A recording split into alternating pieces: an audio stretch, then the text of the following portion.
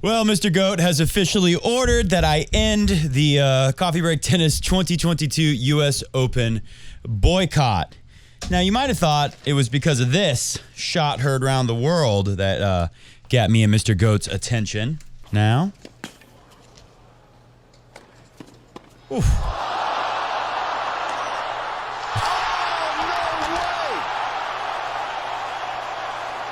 No way indeed. How? What his charge is able to do. I saw that Feliciano Lopez tweeted out last night, I think it was. Sorry, ignore all that sound. That's the next highlight we're going to show you. Because Carlitos is not the only person who lit it up at the U.S. Open this year with incredible highlights. But I saw Feliciano Lopez said that in all of his life, he'd never seen such incredible points as what he saw between Carlitos Alcaraz and the golden child, the chosen one, Yannick Sinner, who didn't come through this one, but he looks pretty good, huh? I think the future might be all right. But really what got me going, and first, you know what, let's take a look at this. Let's give credit to Nick Kyrgios, even though he's out. And for me, it comes all down to the fifth set. First game of the fifth set, Nick Kyrgios serving gets broken. And he does a tweener, just one of those out of nowhere for no good reason, reverse tweener between the legs in the middle of a rally. Kachanov was so locked in and focused for that fifth set. So we'll applaud Kachanov's efforts in that fifth set to come through. Nick Kyrgios, though, should have won. Really disappointing, but I thought he was going to win this whole thing. Take a look at this. This is against the Wolfmeister from Cincinnati, real famous sporting family, the Wolf family. JJ Wolf here. Explosive guy. Good for highlights on his own, but ooh, look at that. I mean, Roger Federer-like stuff. We only see it come from Carlitos and Nick Kyrgios. We're rolling right into another highlight from Nick Kyrgios. This was amazing. This was the save set point when he took out number one player in the world, formerly Medvedev, and ooh, defending champion at the U.S. Open this year. That was that match, and then the match last night, Alcaraz and Sinner, matches of the tournament. Indeed, the Kachanov match, pretty good too. Although it was kind of weird for a while in the beginning stages when it seemed like Kyrgios was injured. But look at this. Look at this. Cranks up that backhand cross. And that was a period of the match in the tiebreak. Kyrgios was getting really upset with himself. Hey, Mr. Goat. Yeah, Kyrgios was getting really upset with himself because he was playing like a little too defensive. In parts of that match. And then he really ramped it up. And you see him force his way into net there and come up with an incredible volley. Caught 1 millimeter of that line. Where do you want to go, Mr. Goat? You want to stay there? You want the goat boat? I should have brought out the goat boat, shouldn't I have? Anyways, this is what's got me and Mr. Goat all fired up. Mr. Goat's very happy. I'm wearing a Djokovic shirt. Take a look at this. Mr. Goat, as you know, loves Novak Djokovic. End of an era. First slam since 2003 without any of the big three or Serena in the quarterfinals. And that's all well and good. That's all fair to say, except for the fact that Djokovic has been kept out of this tournament against his will, you could say. I know there's already, comment below if you're one of them. I know a lot of people say Djokovic deserves it. It was his choice not to get vaccinated. I don't want to get into all the details of vaccines and whatnot, but I think it's safe to say all of us realize at this point in the game, it doesn't really matter anymore. It's ridiculous that the true number one player in the world is not allowed to play. Let's roll ahead to here. Beyond the big three. 2020, Djokovic would have won. He hit the lines lady in the throat, right? 2021, Medvedev did it the hard way and really earned it. I think Djokovic got into his head a little bit. The pressure of doing something so huge as winning all four majors, first time since 1969 in 1 year. And then this year, I feel like we could safely say Djokovic would have won it again, especially after his performance at Wimbledon, where Sinner took out Alcaraz. And Sinner, more impressive than those guys going up 2-set like Musetti. Although, I really like Musetti. He's still learning how to play on a hard court, but really nice to watch. I saw him in Cincy up close. His strokes are really sweet to watch.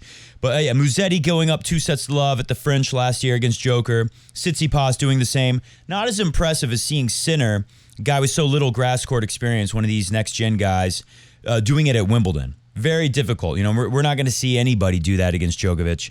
Maybe next year. I don't know, but I doubt it. I mean, Djokovic had a little bit of an advantage at Wimbledon, just like any of these guys with a lot of experience, any of these legends will have. I'll give Federer, if he's moving around, a slight shot at doing something at Wimbledon next year.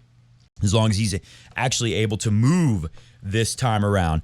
But this is what we get. I think safe to say we could have expected Djokovic to come through this year, just like at Wimbledon. Maybe we would have had an incredible upset, but now we'll never know.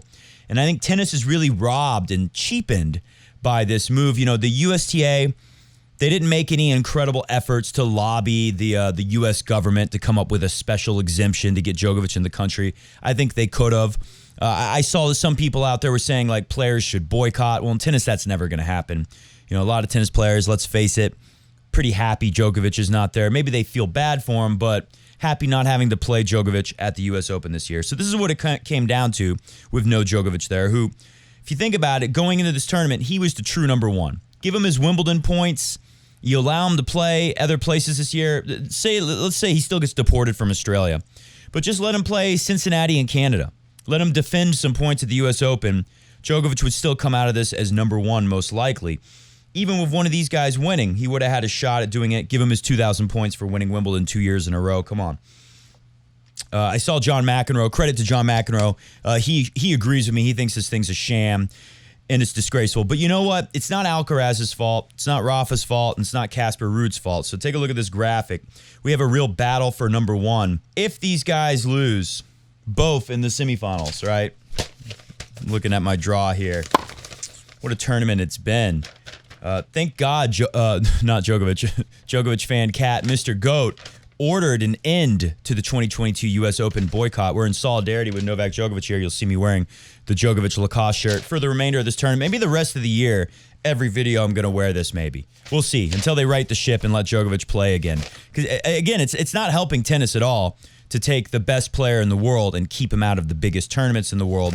But like I said, it's really not these guys' fault. So we might get a new number one here. I mean, we definitely will. It's going to be Rafa, or it's going to be Casper Ruud, unless he loses to Khachanov, or it's going to be Carlitos, unless he loses to TFO.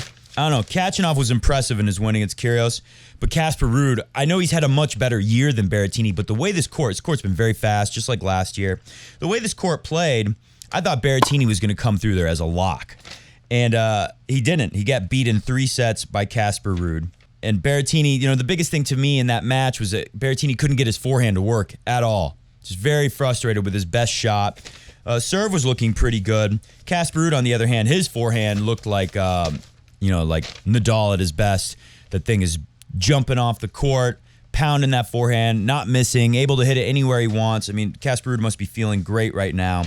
Maybe Khachanov could take him out because Khachanov is playing well. But I actually like Casper Ruud to get through now, even though I totally, if I would have been making videos, if it hadn't been for the 2022 U.S. Open boycott due to what they did to Novak Djokovic, I would have been making a video saying Berrettini's going to beat Casper Ruud. I probably would have predicted Casper Ruud to go out against Tommy Paul. I probably would have predicted Tim van Rijthoven, Timmy the Tooth from the Netherlands, to take out Casper Ruud in the second round. Hell, I might have gave Kyle Edmund a shot at Casper Ruud in the first round even. Probably not there. Just, just like with Musetti, some of these guys that have done so well in clay, it's going to take some special performances to prove that they're ready to hang with the top players in the world on a hard court. Well, I guess Casper Ruud has proven that. So now we will give him some credit. We're going to say he goes through to the final. TFO. Can we bring up a graphic on TFO? Impressive what he's done. Then we'll look at the rankings really quick so I can make my case. A couple graphics for you. Last man to reach a major semifinal, John Isner, 2018 Wimbledon. Great match. Really great match. Such a boring match against Kevin Anderson. Last man to reach a U.S. Open semifinal, Andy Roddick, 2006. I think he lost to Federer that year. Last man to reach a major final, unless he lost to Djokovic. Could have been Djokovic there. Can't remember. Probably not. Probably Federer. Last man to reach a major final, Andy Roddick, 2009 Wimbledon. We remember that very well. Definitely lost to Federer. And last American to win a major, 2003 U.S. A lot of Roddick in there. All Roddick, all big servers when you throw in John Isner on top. Last semifinal, 2018 Wimbledon. What TFO is doing is special. I don't think Rafa ever got anywhere close to full speed. We'll still give TFO credit. If I would have made a video, I would have predicted that Rafa won. I would have said something along the lines of Rafa is not moving like normal, coming back from the tear in the abdominal region. It's not so good, not so easy for Rafa Nadal to do this, so we wouldn't expect him to be at full speed. I thought half speed would have been enough to beat Tiafoe, would have been enough to get him late in the tournament and see what he could have done. I would have thought there would be a good shot that it'd be Rafa playing Carlos Alcaraz, and losing in this round unless Rafa had made some serious improvements, was moving better, was looking better, was feeling better. That was not the case. We'll still give Tiafoe some credit. A very impressive win against Rublev, although Rublev is, not one of my favorites to win majors right now. He has some work to do. And then we've got, of course, on the other half, Khachanov or Casper Ruud. It sucks that Kyrgios isn't there. I think Carlos Alcaraz comes through Tiafoe, though. Even though Tiafoe, very, very impressive, very talented, freakish athlete, really good touch. So many reasons to like Tiafoe. It's always been mental with him, holding him back in the past. Let's do another graphic. Speaking of mental, why has Kyrgios been so good lately? Elliot Loney does the voices, right? He does impressions of players. Very good. You've probably seen him before. He put a YouTube video. He's good friends with Kolky, and of course, Nick. Good friends with those guys. Hangs out with them. I think he was actually part of the training block that got Kyrgios in good shape before Wimbledon. There was Elliot Loney was working out with him. He knows these guys very well. He made a recent video before the U.S. Open doing voices, and he was doing an impression of Kokkinakis, saying Kokkinakis can't focus on tennis because Instagram models are constantly messaging him, and he's got to figure out which ones he's going to go hang out with. I think there's probably some truth to that joke. It's probably the reality. I think he's really close friends, Elliot Loney, with Cocky. And Kyrgios, he was saying, he was doing Kyrgios' voice and saying like, yeah, man, it's like really amazing. Like, I can't believe like how well I'm playing because, before at before the U.S. Open, I'd smash like 200 beers in a week, smashing 20 to 30 beers a night and staying out till 6 in the morning. And now I'm only smashing like 5 to 10 beers a night. And it's really doing incredible things, mate. It really is. And I'm going to bed, sleeping. It's really amazing what it can do. He was saying something like that. And I think it's true. I think there's a lot of truth in that. That's what Kyrgios is doing. He's going to bed earlier. He's sleeping more. He's not drinking as much. That simple. I actually know a guy who, a really good tennis player, got to hit with Kyrgios, got to train with him a little bit. And he said that he hung out with Kyrgios last year in New York, and that Kyrgios is an insane person, and that he stays out till 6 in the morning drinking hardcore at the clubs, and that he's never seen anyone party as hard as what Nick Kyrgios likes to do on a regular basis. So I don't know. The guy only saw him last year at the U.S. Open. Maybe that's not what Nick does all the time, but I think it's safe to say Nick does a lot of that. Around that same time, later that day, I was doing my German lessons. By the way, next show, we won't do it today. I don't got much time today. Been very busy. It would have been almost impossible to make videos during this U.S. Open. Good news for you guys is what I'm working on, growing my tennis business. I actually have employees working under me now. It's kind of cool. Teaching tennis. And there won't be any of the stuff I have to do right now. It's going to interfere with the U.S. Open, but not the Australian Open, not the Wimbledons, and of course, not the French Opens. So, good news on that. I won't be held back from doing videos. Maybe next year's U.S. Open, I'll have figured out something to make it smoother for me to do more videos. And hopefully they'll let Djokovic play and there won't be a need for a boycott. Anyways, I went to Europe recently, just before the U.S. Open. I actually saw the draw come out while I was still in Europe, in France, the Netherlands, Belgium. I'm going to have a review of Europe. I know a lot of Europeans out there watch Coffee Break Tennis. Probably about half the people who watch Coffee Break Tennis are Europeans. I know you're dying to hear an American's review of Europe, so we'll be sure to do that in the next show. Anyways, I didn't get to go to Germany, which I've always wanted to go to Germany. I speak better German, much better German than French or Dutch. Dankjewel. Get that down. That's what you say after they give you things. And then they speak English, so you don't have to really worry about it after that. But this came up after I saw the Elliot Loney talking about Kyrgios in the club, going nuts. And then to me, I realized this is the secret. This is Nick Kyrgios' secret to success. Put it on the screen. Wir können vielleicht später in den Club gehen. We can, maybe, later in the club be going. Sounds weird in English, but basically it's saying we can maybe later go to the club. That's the secret to Nick Kyrgios' success at the U.S. Open. Unfortunately, Nick went down. This is what that looked like. Honestly, I feel like shit. I feel like I've let so many people down. I don't know. I feel like, yeah, I'm playing Tokyo and stuff, but I feel like these 4 tournaments are the only ones that are ever going to matter. Oh, okay, like he's talking about the rest of the year. He's going to play Tokyo. I have to wait till Australian Open.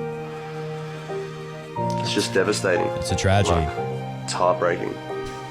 Not just for me, just I love that did he put this music on himself and then post it on his Instagram? And that was that. But this is what it really looked like. It's from my cousin. He's a big Harrison. He's a big fan of Kyrgios. You might see the message from my cousin says, after that, says, still my GOAT. Anyways, with all that, let's go to the rankings, and I'll make my big beef heard about why I boycotted most of the U.S. Open this year, other than being so incredibly busy. You wouldn't believe me if I told you the schedule I've been doing for teaching tennis, going all over the place. Anyways, Rafa is number 1 right now in the live rankings as things stand. But obviously, I think Casper Ruud or Alcaraz is going to take it. It's going to be hard to swallow, hard to stomach. Casper Ruud is our number 1 player in the world? Really?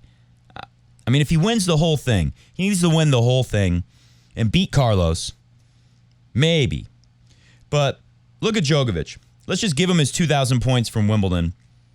That puts him at 55-70, puts him right behind Rafa, puts him currently ahead of everyone else, a little behind Carlos or Casper Ruud if one of them wins the whole thing.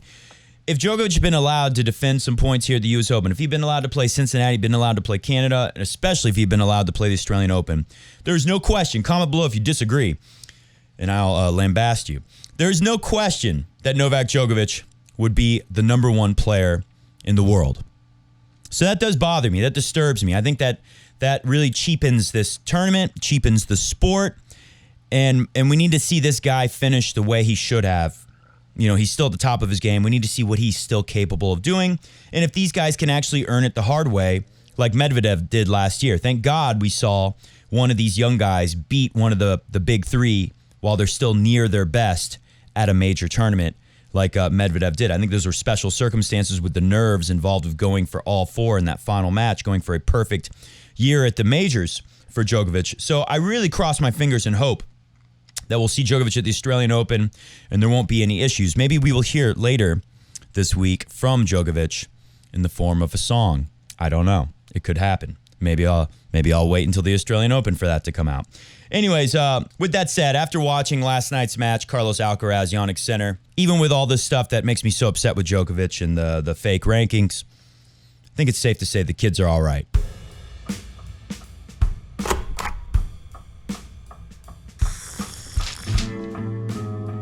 Welcome to Coffee Break Tennis. Happy to be here. As always, so happy to be here after such a long absence. We will be around for the Laver Cup.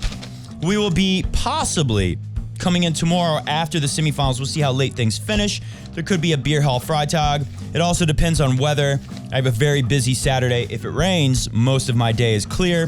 Maybe we'll do a video on Saturday.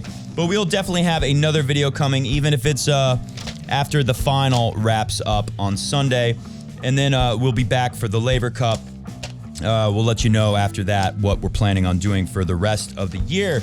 On today's show, well, we've really done most of the show. As I was mentioning before, I have an incredibly insane schedule this week, last week, really for the rest of the year. It's pretty pumping, pretty packed. But I will show you this. I said the kids are all right. Let's take a look at how all right they were. Play it. You know, this looked like Sinner was going to be able to pull this thing off.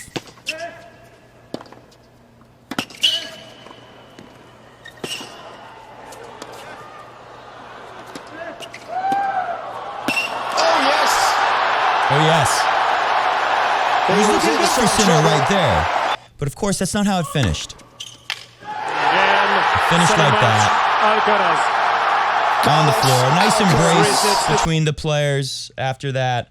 That's enough highlights. You get the drift.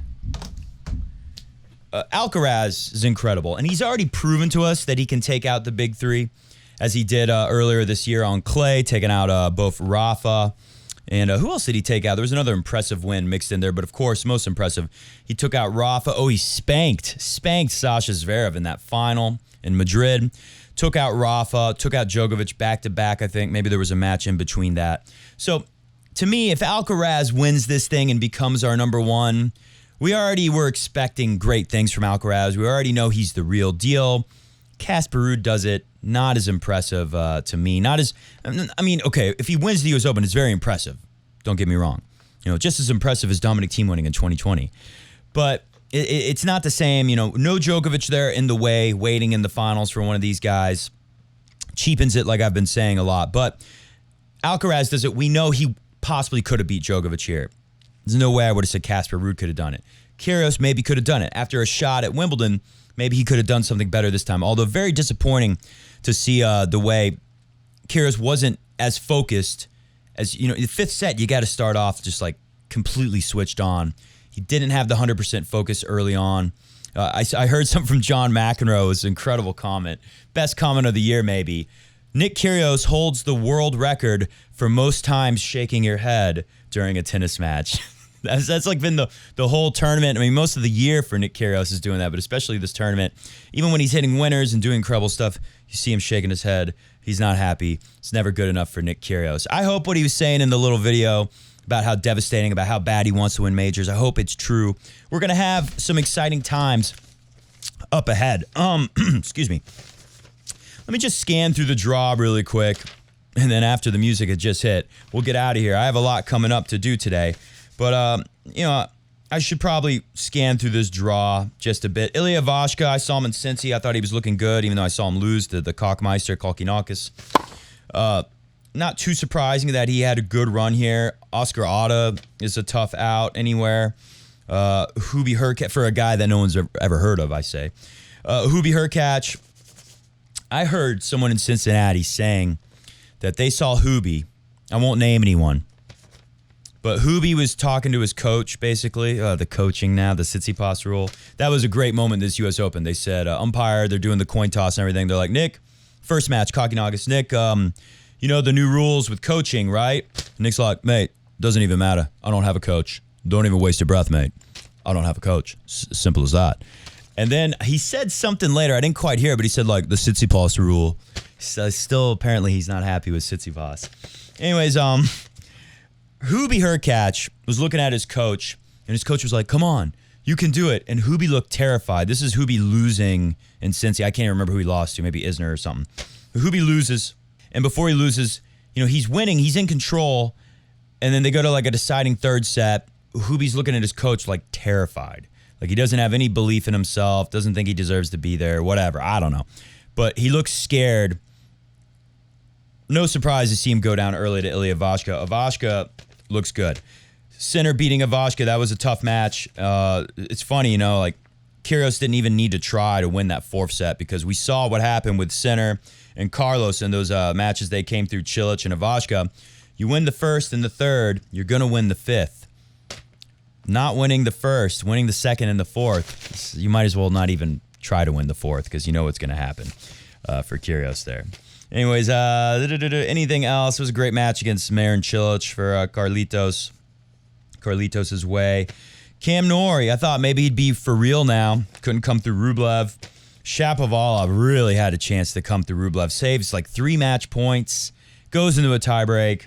Of course, he doesn't come through with it. Shapo, as whiny as ever. Holger Rune, though, he's doing his best to be as big of a baby and whining as much as Shapovalov. Really cool to see Gasquet come through a couple matches. I thought that would be enough. Nadal got that tough couple first rounds, dropping sets. Goes through Gasquet. It's easy for Nadal, right? We know he's going to win that. Should have been able to get through TFO even at half speed, we thought. But TFO did show something special, even if it was in beating a not 100% Nadal. A not 100% Nadal, I don't think he was 100% when he won the French Open this year. Still won the French Open. Other side of the draw, that win over Medvedev was unbelievable from Kyrgios. Great match. Could have gone the other way in that first set very easily. That 1 millimeter of line volley, backhand volley, shot of the tournament maybe, especially if he would have gone on to win, but he wasn't able to. That match against Khachanov, really hard to swallow for me and the Nick Kyrgios fans out there because he could have won those other sets. Those sets where he loses 7-5. I think it was the first and the third crucial sets, as we learned from Carlos and Yannick Sinner. Those sets, he's serving at 5-6 and just has these bad games where it looks like the focus is totally gone. I think it's always been true all along. We've heard it over the years. Different people say it. Different people comment it here below. I've read comments like this, that Nick is mentally not able to cope. And I heard something very interesting, actually. Patrick McEnroe said he spoke with Kokkinakis in that first round match. In the past, he was talking about during the first round match. Hit the music. We're going to get out of here that early. He said, Cocky, Kyrgios just hit, 130 mile an hour second serve ace on break point. Why did he do that? And Kokkinakis says, because he's Nick. And then later, Kokkinakis says, Patrick, what it really is that's how he deals with the pressure. And I've heard it over the years that Nick can't deal with pressure, so he self-destructs and tanks. And I have a friend, actually, who I hit with a lot, and I've seen him do stuff kind of like that. Ironically, he loves Nick Kyrgios. I've seen him do stuff kind of like that in the past where if he feels like maybe he can't win, he kind of loses on purpose. And then it looks like to everyone watching, I don't care about tennis. I don't care about this match, whatever. Instead of, I wasn't good enough. I'm facing that feeling of not being good enough to win the match. I wasn't, I love how Rafa, when he loses, he was better than me today. I wasn't good enough today. It's always about today. I have a lot of work to do, and then I'm going to be good enough next time to win. Those guys confront that feeling of not being good enough to win on the day. I don't know if Nick Kyrgios can do that. He's so freaking talented that I think sometimes he just wins despite all of that. And I think we saw some more proof of that. He self-destructed a little in that match with Kachanov. Anything else worth looking at here? Casper coming through Berrettini. The guy couldn't hit his forehand. Still impressive, though. Hope Berrettini can find his forehand wherever it is. We will be back. Don't know exactly when. It depends on the weather here and what I can get out of obligations to be on court teaching tennis lessons all over the place. I hope it, comment below, because there's a shot we'll have a Beer Hall Freitag late night or a Beer Hall Samstag, which is Saturday for you non-Deutschers out there. If I get rained out, there will be a Beer Hall Samstag. So drop some comments down below. Dankjewel. See you.